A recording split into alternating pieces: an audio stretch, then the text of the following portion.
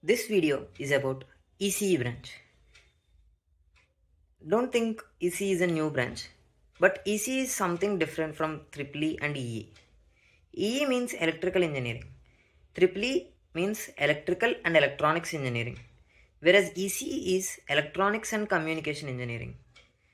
ECE specialization is not present in many colleges. It was just present in some colleges. Maybe some notable names will be IIT Kharagpur, Roorkee, Guwahati, and Bhubaneswar, etc. So, ECE deals with communication based concepts. This will open roles in design based companies. For example, chip design companies, analog design companies, embedded designers. All these things will be covered in electronics and communication perspective.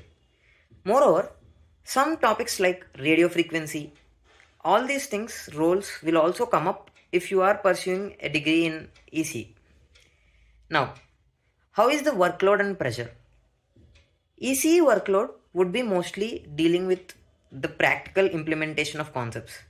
The way you handle ECE labs will make sure how much you have got the intent of the concept which you learned in class. So there won't be much load, but it's always intended to attend lectures and keep some attention on what's going on in the class even if you miss a class. This would help you sustain in this branch. Coming to assignments, lab reports, etc. and all, these were a little more than when compared to those CSC and MNC branches. The way you make your reports will help you understand more.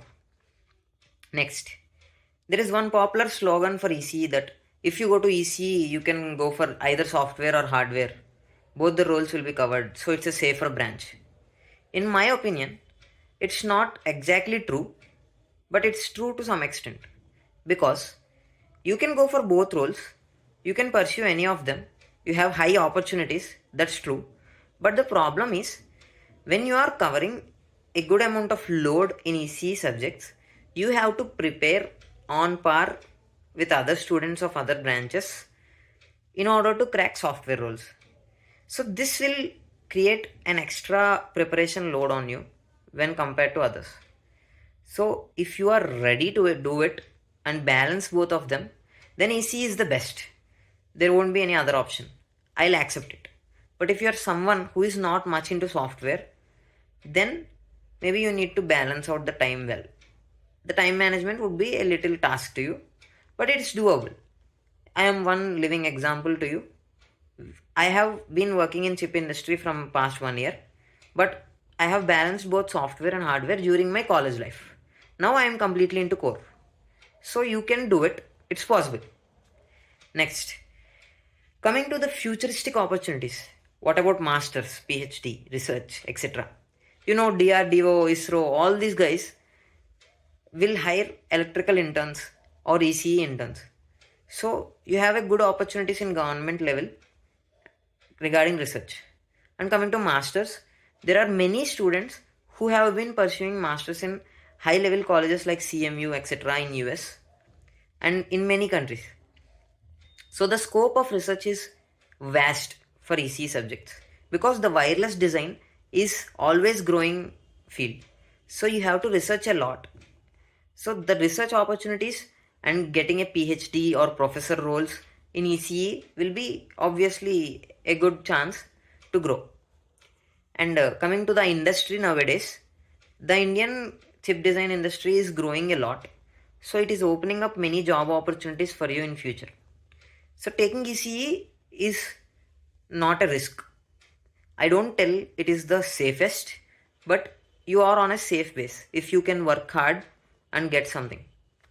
Maintaining CPI in this course will be a little task, like a little difficult task.